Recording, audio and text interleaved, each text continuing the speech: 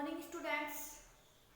बेटा हम class 11th में केमिस्ट्री पढ़ रहे हैं, लेसन नंबर 2 एटॉमिक स्ट्रक्चर यानी परमाणु संरचना हम पढ़ रहे हैं बेटा। और मैंने आपको लास्ट वीडियो लेक्चर में पढ़ाया था रदरफोर्ड मॉडल के बारे में। मैंने आपको पढ़ाया था बेटा रदरफोर्ड का मॉडल पढ़ाया था मैंने आपको, यानी रदरफोर्ड ने अपने मॉडल में क्या क्या बताया था वो बातें मैंने आपको बताई थी। अब एक दो बातें और बता देती हूँ मैं इस मॉडल में, वो है रदरफोर्ड मॉडल की कमियां।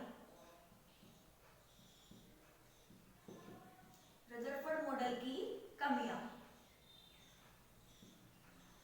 देखो बेटा, थॉमसन का मॉडल आया था, थॉमसन के मॉडल की कुछ कमियां थी। उसके काफी साल बाद रदरफोर्ड का मॉडल आया था और इस मॉडल में भी कमियां थी।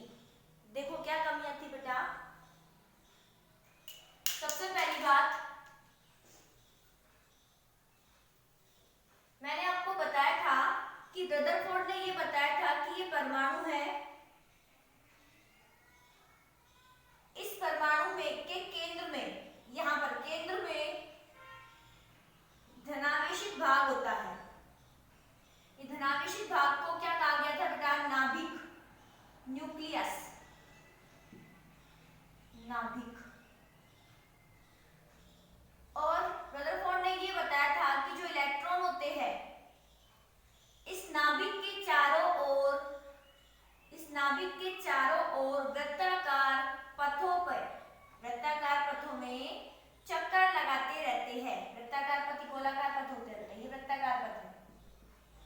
इनमें करता इलेक्ट्रॉन चक्कर लगाता रहता है और इन वृत्ताकार पथों को बेटा क्या कहते हैं? कक्षा या कक्ष कहते हैं। ये बात मैंने आपको बताई थी कि परमाणु के केंद्र में धनावेशित भाग होता है जिसे नाभिक कहते हैं और इस नाभिक के चारों ओर इलेक्ट्रॉन वृत्ताकार पथों में चक्कर लगाता रहता है, यानी कक्षा या कक्ष कहते हैं। वृत्ताकार पथों को कक्षा या कक्ष कहते हैं। अब देखो, अब इस बात से एक बात निकल के आई, देखो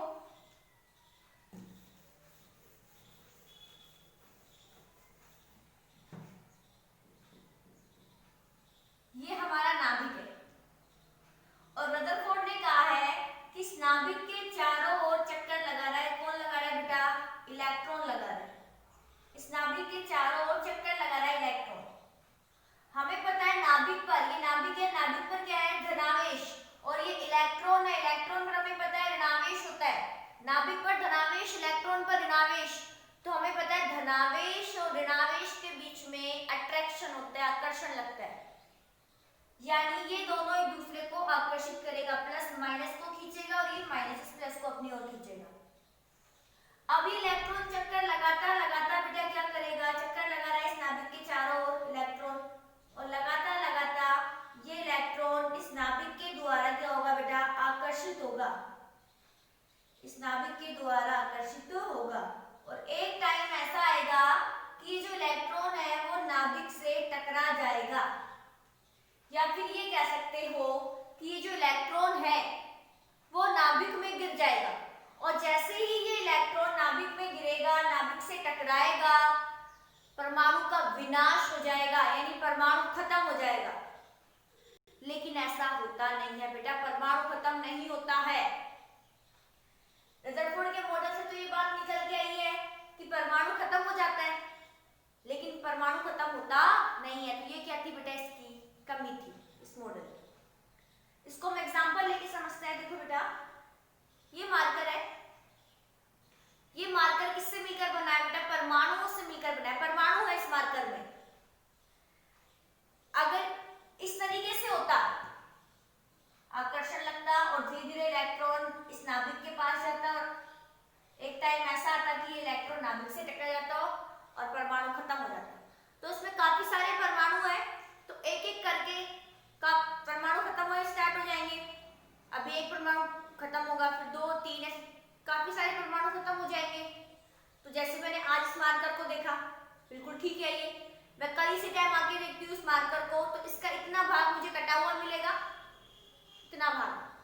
अगले दिन आके मैंने देखा कि इसका इतना भाग कटा हुआ मिलेगा, अगले दिन आके देखा बेटा इसका इतना भाग कटा हुआ मिलेगा, और एक दिन ऐसा आएगा कुछ दिनों के बाद कि ये मार्कर खत्म हो जाएगा। अरे ऐसा होता है क्या? ये मार्कर आज भी ऐसा ही है, कल भी ऐसा रहेगा, परसों भी ऐसा रहेगा, अपने आप ये खत्म होने से रहा। यानी परमाणु खत्म नहीं होता है बेटा, परमाणु का विनाश नहीं होता है। तो ये क्या थी इस मॉडल की कमी। आप जिस चेयर पे बैठे हो या चारपाई पे बैठे हो या बेड पे बैठे हो, उसमें भी क्या है बेटा, परमाणु है। तो ऐसा होता है कि आज आपका बेड थोड़ा छोटा हो गया, कल देखा और छोटा हो गया, परसों देखा और छोटा हो गया, और 4-5 दिन में बेड खत्म हो गया। ऐसा होता है क्या? नहीं, वो बेड आज भी ऐसा ही है, कल भी इतना ही रहेगा, परसों भी इतना ही रहेगा। यानी परमाणु खत्म नहीं होता है, परमाणु का विनाश नहीं होता है। जबकि इस मॉडल से बात निकल के आ रही है कि परमाणु का विनाश हो जाता है, परमाणु खत्म हो जाता है, लेकिन ऐसा नहीं होता है। इसे बोलते हैं बेटा एटम कोलैप्स पैराडॉक्स।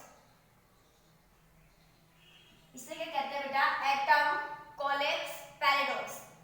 एटम का मतलब परमाणु, कोलैप्स का मतलब होता है खत्म, और पैराडॉक्स का मतलब होता है बेटा झूठ, झूठ।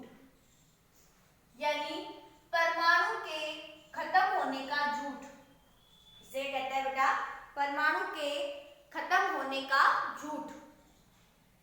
और देखो कमी बेटा, इस कमी को जानने से पहले मैं आपको एक बात बताती हूँ। स्पेक्ट्रम, स्पेक्ट्रम, स्पेक्ट्रम आप पढ़ते होंगे बेटा। स्पेक्ट्रम होता क्या है? वही इंद्रधनुष, 7 रंगों का। अब देखो समझते हैं इसको एक बार। ये हमारा है प्रिज्म, प्रिज्म।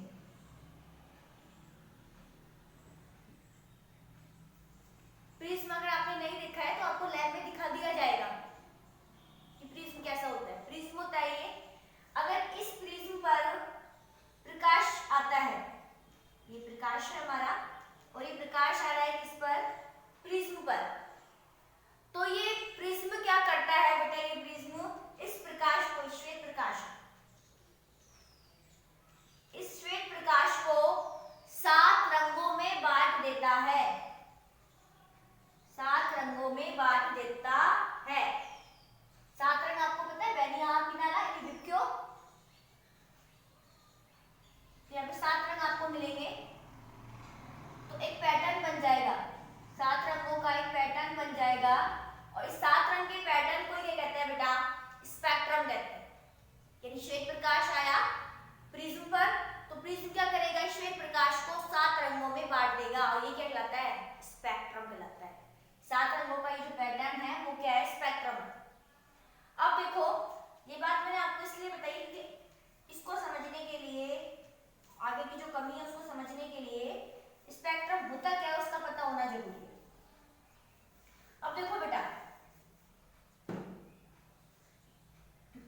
रदरफोर्ड ने बताया ये नाभिक है और ये इलेक्ट्रॉन है, और ये इलेक्ट्रॉन चक्कर लगा रहा है चारों वृत्ताकार पथों में नाभिक के चारों ओर।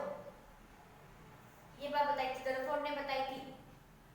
अब देखो बेटा, अभी चक्कर लगा रहा है इलेक्ट्रॉन नाभिक के चारों ओर, चक्कर लगाता रहेगा, तो क्या इलेक्ट्रॉन से ऊर्जा निकलेगी? इसकी ऊर्जा में कमी आएगी नहीं आएगी? धीरे धीरे इससे ऊर्जा निकलती जाएगी, ऊर्जा निकलेगी इससे बेटा। या फिर ये भी कह सकते हो कि ये नाभिक है और ये इलेक्ट्रॉन है, इलेक्ट्रॉन पर ऋणावेश है, नाभिक पर धनावेश है, तो इनके बीच में लगेगा बेटा आकर्षण बल, और आकर्षण बल लगने से ऊर्जा निकलेगी, ऊर्जा मुक्त होगी। अब ये जो आकर्षण है बेटा ये लगातार लग रहा है, ये नहीं है अब लग रहा है 8 बजे, फिर 1 घंटा रुक गया, फिर 9 बजे लगेगा, अब फिर 9 बजे लगने के बाद 10 बजे लगेगा। आकर्षण ऐसा नहीं है, ये आकर्षण जो है नाभिक और इलेक्ट्रॉन के बीच में लगातार लग रहा है। अब देखो आकर्षण लगातार लग रहा है तो ऊर्जा भी लगातार निकल रही है। या फिर ये भी कह सकते हो कि ये जो इलेक्ट्रॉन है नाभिक के चारों ओर लगातार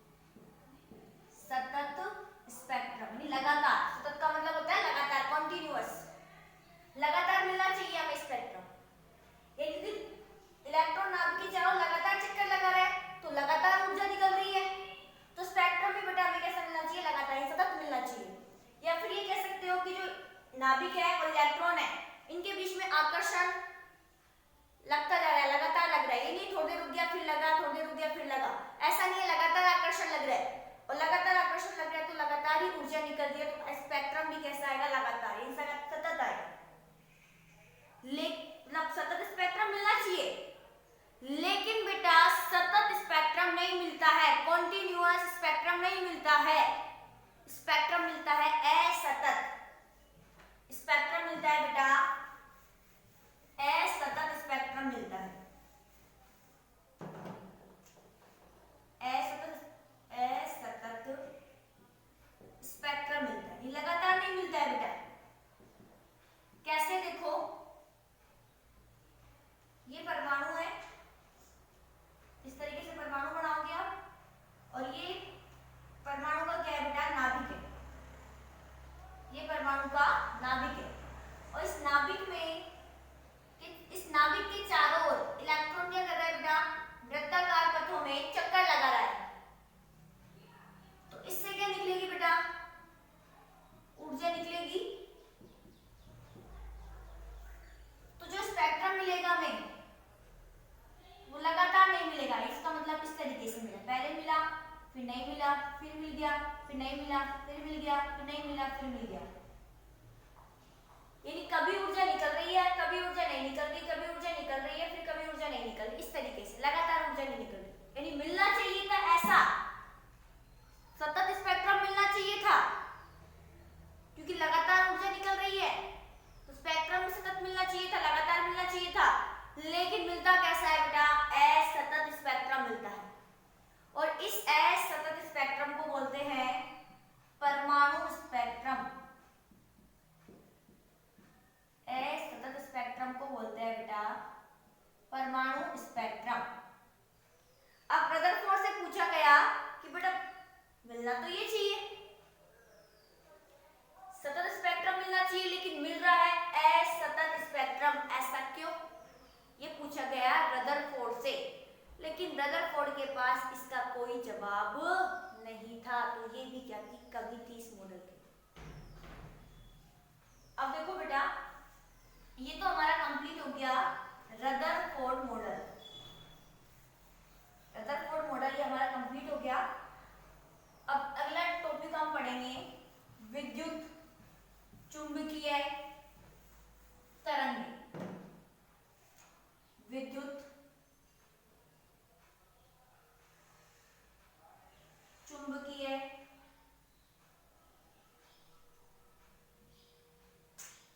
तरंगे, यानी electro magnetic waves, electromagnetic waves पढ़ेंगे। ये जो टॉपिक है थोड़ा हाई स्टैंडर्ड का टॉपिक है और थोड़ा टफ भी होता है, तो हो सकता है बेटा आपको ये स्टार्टिंग में थोड़ा कम समझ में आए। अगर आपको नहीं समझ में आता है तो आप इस वीडियो को दोबारा देखो, दो बार सब देखने पे समझ में नहीं आता है तो बेटा आप इसको तीसरी बार देखो इस वीडियो को। तो जब तक आपको समझ में नहीं आता है तब तक आप इसको देखो, क्योंकि ये टॉपिक थोड़ा टफ पड़ता है। लेकिन मैं ये कोशिश करूंगी कि आपको एक बार में ही समझ में आ जाए। तो देखो बेटा, विद्युत चुंबकीय तरंगें होती क्या है, हमारे आसपास जितनी भी तरंगे हैं, हमारे आसपास हमें जितनी भी तरंगे देखने को मिलती है, उनमें से मैक्सिमम तरंगे जो होती है बेटा विद्युत चुंबकीय तरंगे होती है। हमारे आसपास जितनी भी तरंगे हमें देखने को मिलती है, उन तरंगों में से जो मैक्सिमम तरंगे हैं वो विद्युत चुंबकीय तरंगे ही है। जैसे एग्जांपल देखते हैं, देखो बेटा, गामा किरणें, आपने नाम सुना होगा गामा किरणों का। गामा किरणें क्या है, विद्युत चुंबकीय तरंग है। एक होता है एक्स किरणें, एक्स किरणें, इसको बोलते हैं बेटा X rays, X rays, X ray बोलते हैं।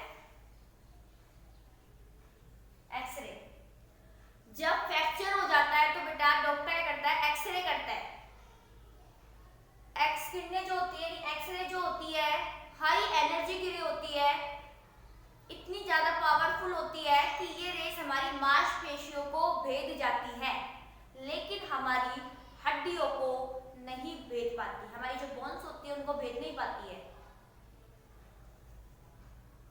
इसका मतलब ये जो एक्स किरण है क्या काम आती है बेटा,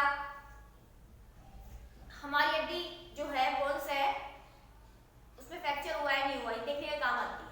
यानी हमारे शरीर के अंदर की फोटोकॉपी करने का काम आती है ये एक्स रेस। ये दोनों गामा किरणें और एक्स किरणें हाई एनर्जी की रेज होती है। और देखो बेटा अल्ट्रा वायलेट किरणें, ये भी क्या है, विद्युत चुम्बकीय तरंगें। आपने पढ़ा होगा अल्ट्रा वायलेट, नाम सुना होगा। एक आपने पढ़ा होगा बेटा इंफ्रारेड, IR, इंफ्रारेड, ये भी क्या है, विद्युत चुम्बकीय तरंगें है। अब देखो बेटा इसको तो आप देख भी सकते हो, IR को कैसे देखो, प्रैक्टिकल कर सकते हो। आपके घरों में टीवी है, टीवी है तो बेटा रिमोट भी होगा टीवी का, तो टीवी का रिमोट आपको लेना है। उस टीवी के रिमोट में से क्या निकलेगी, IR, इंफ्रारेड।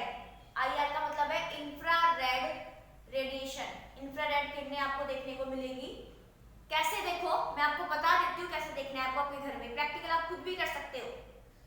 जैसे कि देखो ये बेटा रिमोट है टीवी का रिमोट है ये। अब देखो यहां से क्या निकलती है, जैसे आप इसको कोई सा भी स्विच ऑन करोगे, दबाओगे, कोई सा भी स्विच दबाओगे तो क्या होगा, यहाँ पर इंफ्रारेड रेडिएशन निकलेगी, इंफ्रारेड किरणें निकलेगी। अभी आपको ऐसा दिखाई देगी नहीं, तो आपको करना क्या है, यहाँ आपको फोन लेना है, मान लो ये फोन है, ये फोन आपको लेना है और कैमरा आपको ऑन कर लेना है आपके फोन में, और इस रिमोट को यहाँ रखना है। यहाँ रखने के बाद आपको कोई सा भी स्विच दबाना है, दबा दिया आपने, दबा दिया, दबाने के बाद बेटा आप ये देखोगे कि यहाँ इस फोन में इधर की तरफ से आपको कोई रेस निकलती हुई दिखाई देगी, तो वो कौन सी है, इंफ्रारेड है। दोबारा मैं रिपीट कर रही हूँ, ये जो रिमोट है इससे क्या निकलती है, IR निकलती है, इंफ्रारेड किरणें निकलती है। आप इसको देख भी सकते हो, ऐसे ही आंखों से दिखाई नहीं देती है, लेकिन आप इसको देख सकते हो प्रैक्टिकल करके। कैसे, ये आपको क्या लेना है, रिमोट लेना है, फोन लेना है, फोन में आपको कैमरा ऑन करना है, कैमरा कर लो या वीडियो ऑन कर लो। करने के बाद बेटा कोई सा भी स्विच आपको दबाना है, दबाने के बाद आपको फोन में दिखाई देगा, यहाँ से आपको किरणें दिखाई देगी रेड कलर की निकलती हुई, वो क्या है, IR, इंफ्रारेड।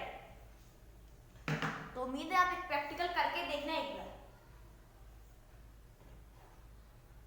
तो देखो बेटा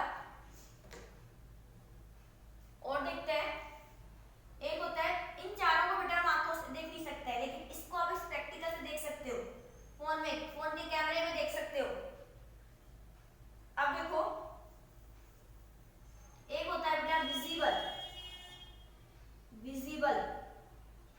इसको हिंदी में बोलते हैं दृश्य तरंगे, दृश्य तरंगे। इसको आप आंखों से देख सकते हो। वह रंग जो हमें आंखों से दिखाई देता है क्या होता है बेटा, विजिबल होता है। और देखा आपने पढ़ा होगा, रेडियो होगा आपके घरों में, तो रेडियो से क्या निकलती है, रेडियो वेव निकलती है, रेडियो से निकलती है तरंगे, उसको बोलते हैं रेडियो वेव, रेडियो वेव। अगर आपने देखा होगा माइक्रोवेव ओवन खाने के सामानों को बेटा गर्म करने के काम आता है, तो उस माइक्रोवेव ओवन से निकलती है माइक्रोवेव निकलती है, माइक्रोवेव। तो ये सब क्या है, विद्युत चुम्बकीय तरंगे है, विद्युत चुम्बकीय तरंगे।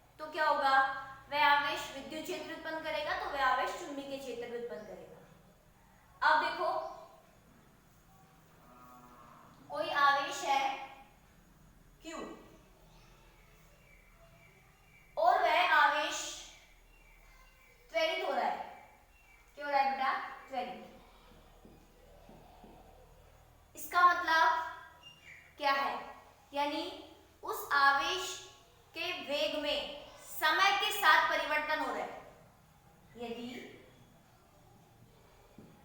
आवेश के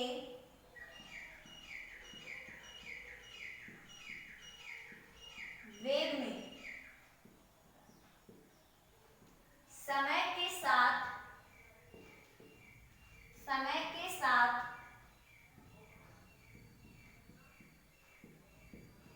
परिवर्तन हो रहा है। इसका मतलब बेटा v is not equal to नियत, v नियत नहीं है, तो क्या होगा, तो यह विद्युत क्षेत्र उत्पन्न करेगा, तो यह विद्युत क्षेत्र भी उत्पन्न करेगा, ये चुंबकीय क्षेत्र भी